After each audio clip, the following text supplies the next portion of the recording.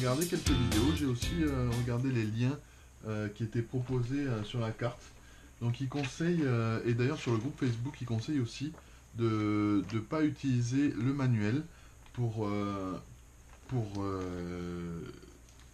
installer l'imprimante, mais plutôt de suivre une succession de vidéos. Donc je pense que c'est ce que je vais faire. Et puis ce que je vais faire, eh ben, je vais faire à peu près la même chose en français.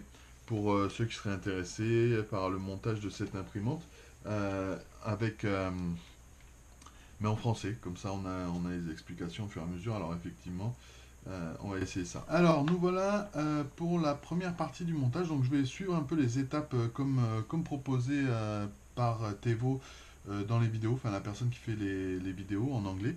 Du coup je les ferai en français et en ajoutant quelques petites modifications parce que depuis que Tevo a mis en place cette imprimante, en fait ils ont apporté beaucoup d'améliorations en écoutant les utilisateurs, ce qui est une bonne chose, grâce au groupe Facebook notamment. Donc on va commencer par ça, c'est l'axe X, donc à monter, on va monter les roues. Ensuite on parlera un petit peu de cette partie-là, donc ça sera la deuxième partie. C'est l'extrudeur avec la buse d'extrusion et le bloc de chauffe. Voilà. Il y a quelques petites précautions à prendre, notamment le démonter, le remonter correctement, faire attention à ce que tout soit bien, parce que c'est vraiment là où il y a beaucoup de problèmes. Donc on va commencer par ceci, donc ça c'est A9. A9. Alors je voulais aussi noter que en fait Tivo ils fournissent tous les outils nécessaires. Donc on a tout ce qu'il faut. Les clés Allen, une petite clé et un petit tournevis plat. Voilà. Donc voilà. Tevo nous fournit tout ça, ça c'est assez pratique. Pour ceux qui n'ont pas d'outils, après moi j'ai quelques outils là que je préfère utiliser. Ah voilà. Donc on commence par le sac A9. Alors qu'est-ce qu'il y a dans le sac A9? J'ai commencé à l'ouvrir. Il y a 4 boulons, c'est du M5, 4 vis M5 également. Là on a 8 petites rondelles frein. Donc c'est des rondelles frein comme ça. Voilà. Qu'est-ce qu'on a encore? Voilà. On a une entretoise en téflon, deux entretoises en téflon et deux entretoises en fer avec c'est un côté excentrique comme ça. Et en préparant le tout, j'ai noté le côté le plus court sur le boulon comme ça. Ça permet de voir quand on réglera la machine où on en est, si on est bien au bon endroit. Voilà. Ensuite, 4 roulettes. Alors là, je vous parlais des petites améliorations qu'a fait Tevo depuis la sortie de l'imprimante.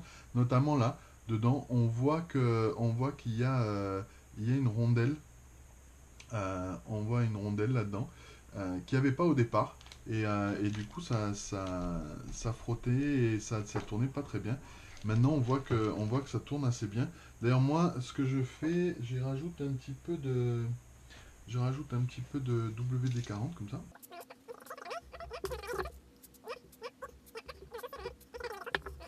Ça, c'est fait, on essuie bien, on laisse pénétrer. Et donc là, on a nos roues. Ensuite, il faut le plastique. Alors le plastique, il est recouvert comme ça normalement. J'ai préparé la vidéo et j'ai enlevé ça. Alors je vous conseille, moi j'ai pris ça. C'est un petit outil en plastique que j'ai eu pour réparer un écran de tablette.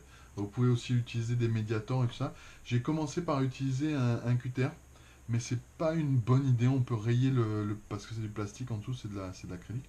Donc on peut rayer l'acrylique. Vaut mieux utiliser quelque chose en plastique pour enlever ces petits trucs.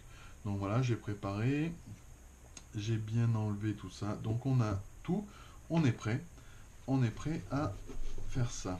Alors, le montage, on nous dit, on met un écrou, une roue. Alors je les essuie bien. Je vais peut-être prendre un autre. Voilà, là, très bien. Une roue, d'accord. On met deux rondelles.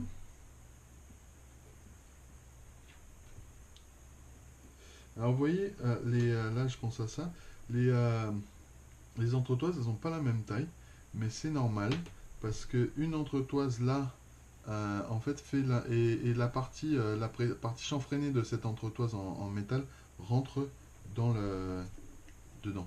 Voilà. Donc, donc du coup, c'est normal si les entretoises sont pas à la même taille. Donc on met bien, voilà, une entretoise et la première roue est prête. On peut continuer avec les autres roues. Donc ça, voilà. Un boulon,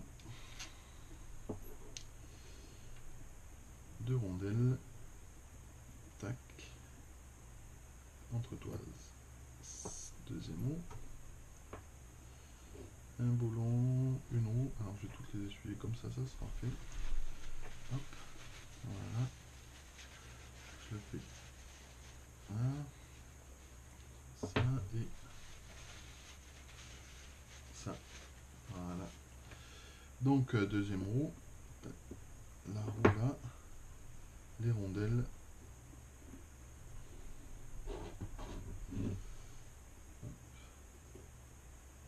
Entretoise. Donc il y a deux roues qui iront d'un côté et deux de l'autre. On va voir ça. Voilà. Vous voyez là, ici, bon, je finis ça quand même. Les rondelles. Hop, et l'entretoise. Voilà. Donc on prend bien ça avec ça vers l'avant. Donc là, à l'avant, ben, on voit bien qu'il y a les entretoises en téflon. Et à l'arrière, les entretoises en fer. Donc on commence comme on veut. Ah, évidemment, il ne faut pas la prendre comme ça. Donc, je vais remettre ça. Il me manque une rondelle qui a dû se cacher par là. Voilà. Tac, entretoise. Et on la met comme ça. Là, je vais mettre l'autre là. Je vais mettre les quatre plus ou moins positionnés. Et alors ça,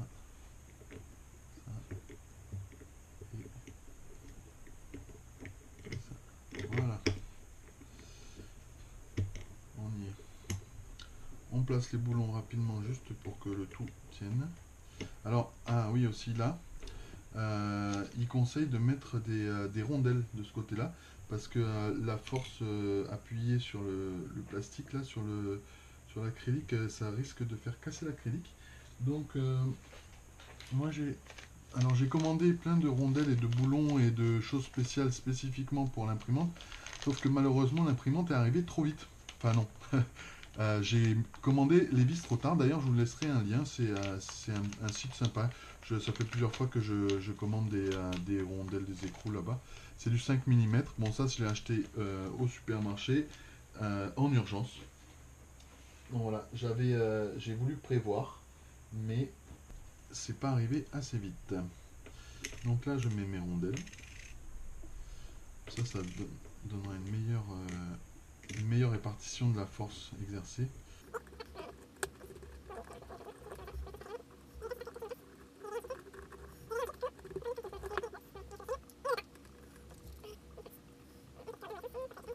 Donc là typiquement je peux utiliser, je peux utiliser les outils qu'ils m'ont donné. Hop, non, c'est pas celle-là, ça sera plutôt ça, je pense. Voilà, et puis ça. Bon, alors ça c'est des clés que j'aime pas trop, mais bon.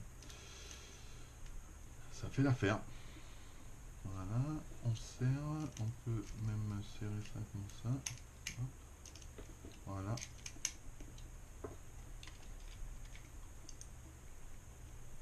On serre à la main. Et on fera un serrage de finition après. On serre au fur et à mesure. Ça c'est une bonne pratique, toujours serré en... C'est pratique de mécanique. Voilà. Il faut serrer en croix. Donc là, on serre. Alors je serre pas trop hein, parce que j'ai pas envie de casser l'acrylique et puis il faut que ce soit, faut que ça tienne quoi, qu'il n'y ait pas de jeu. Là c'est pas mal, ça roule. Voilà, ça suffit. Après dans ce que j'ai commandé, il y a aussi des écrous nil stop que je viendrai remplacer ici parce que c'est quand même mieux. Il y a peu de chance avec les vibrations ils ont peu de chance avec les vibrations de se desserrer. et du coup de mettre du jeu dans le chariot. Voilà. Là on y est. Voilà. Donc première étape terminée. On peut mettre ça de côté. A tout de suite.